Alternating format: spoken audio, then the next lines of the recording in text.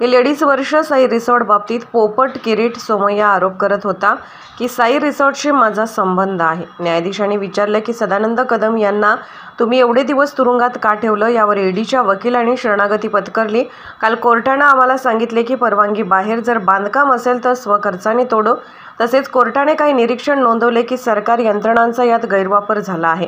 अनिल परब यांनी पक्ष बदलला तर हे सर्व कायदेशीर होईल का, असंही विचारले।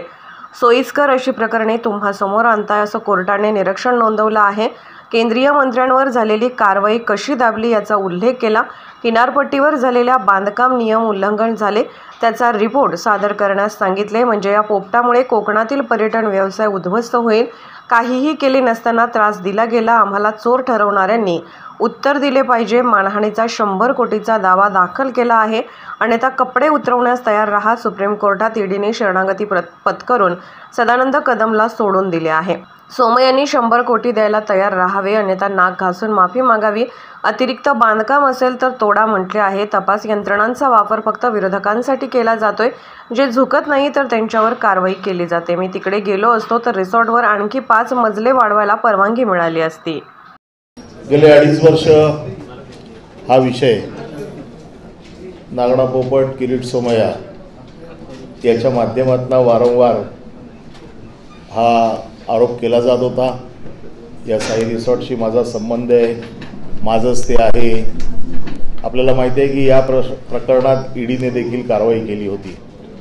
या प्रकरणात माझे मित्र सदानंद कदम यांना ईडीने अटक केली होती। 11 महिने सदानंद कदम ईडीच्या कस्टडीत होते। ज्यावेळेला हे प्रकरण सुप्रीम कोर्टात आलं त्यावेळेला सुप्रीम कोर्टामध्ये न्यायमूर्ती ओक साहेबांनी 2च प्रश्न विचारले की या प्रकरणात गुन्हा काय, प्रोसिड ऑफ क्राईम काय आणि तुम्ही यांना इतके दिवस आतमध्ये का ठेवलं। त्यावर ईडीच्या वकिलांनी शरणागती पत्करली। शब्द शरणागती आहे, म्हणजे जो कोर्टाच्या भाषेत शरणागती शब्द आहे तो ऑर्डरमध्ये आलेला आहे। आणि त्यांनी सांगितलं आमचं कुठलंही ऑब्जेक्शन नाही, तुम्ही त्यांना सोडून द्या। यावरती 11 महिने कशासाठी ठेवलं हा प्रश्न निर्माण झाला।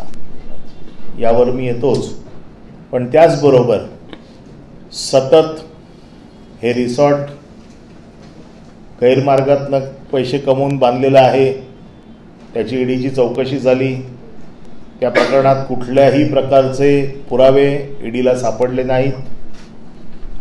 आणि काल कोर्टामध्ये ज्या वेळेला हे प्रकरण आलं त्यावेळेला कोर्टाने जे काही आदेश दिलेत ते मी आपल्यासमोर आणलेले आहेत। यामध्ये जी परमिशन आम्हाला दिली होती त्या परमिशनच्या बाहेर जर तुमचं काही बांधकाम असेल तर तुम्ही स्वतःच्या खर्चाने तोडून घ्या 1 महिन्याच्या आत, असे आदेश कोर्टाने दिलेले आहेत।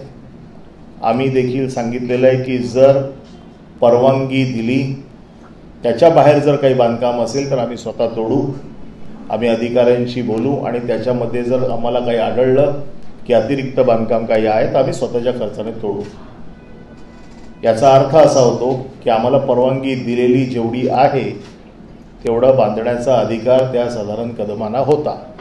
मी आज त्यांच्या वतीने का आलोय, कारण ह्या प्रकरणाच्या प्रत्येक बातमीमध्ये अनिल परब यांचे सहकारी, अनिल परब यांचे निकटवर्तीय, अनिल परब यांचंच रिसॉर्ट, अशी प्रत्येक वेळेला तुमच्या माध्यमातल्या बातम्यांमध्ये देखील प्रत्येक वेळेला माझा उल्लेख केला जातो आणि म्हणून मी आज आलोय। पण त्याच वेळेला कोर्टाने जे काल ऑब्झर्वेशन्स दिलेली आहेत ती अशी आहेत की ही सरकारने केलेली मालाफाईड ॲक्शन आहे। कोर्टाने स्पष्ट भाषेत सांगितलेलं आहे की सरकारी यंत्रणांचा गैरवापर कसा केला जातो हे या कोर्टाच्या ऑर्डरमध्ये आलेलं आहे। म्हणजे जर त्याच्यात असं विचारलं कोर्टाने, उद्या जर अनिल परब किंवा सदानंद कदम यांनी पक्ष बदलला तर हे सगळं कायदेशीर होईल का। आणि या बाबतीमध्ये कोर्टाने त्या पट्ट्यात असलेली सगळी रिसॉर्ट्स, सगळे हॉटेल्स, सगळे बंगले सगळी घरं यांच्या बाबतीतला अहवाल मागच्या डेटला मागितला होता. तो अहवाल अजूनही दिलेला नाही. त्याच्यावर काल कोर्टाने सरकारी वकिलांना फार झापला आणि सांगितलं आम्हाला हा पूर्ण अहवाल आहे. एका केंद्रीय मंत्र्याचा बंगला पाण्यात आहे.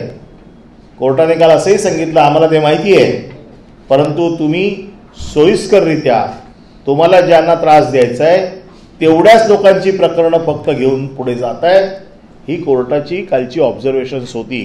कोर्टाने आदेश दिलेले नाहीत. आम्ही स्वतः हे मान्य केलेलं आहे की जर परवानगी, याचा अर्थ तिथे परवानगी होती, म्हणजे याचा अर्थ जो किरीट सोमय्या दगड तो घेऊन जात होता ना हातोडा, आता हा हातोडा उलटात कोर्टाने त्याच्या टाळक्यात आणलेला आहे. आणि त्यामुळे हा जो काय अतिरिक्त जर बांधकाम असेल तर ते तोडायची आम्हीच मागणी मान्य केलेली आहे. आणि किरीट सोमय्या जे वारंवार सांगतात आणि त्याला प्रसिद्धी मिळते, आणि म्हणून मी आज इतक्या दिवसांनी शेवटी हे सिद्ध झाल्यावरती आपल्यासमोर आलेलो आहे.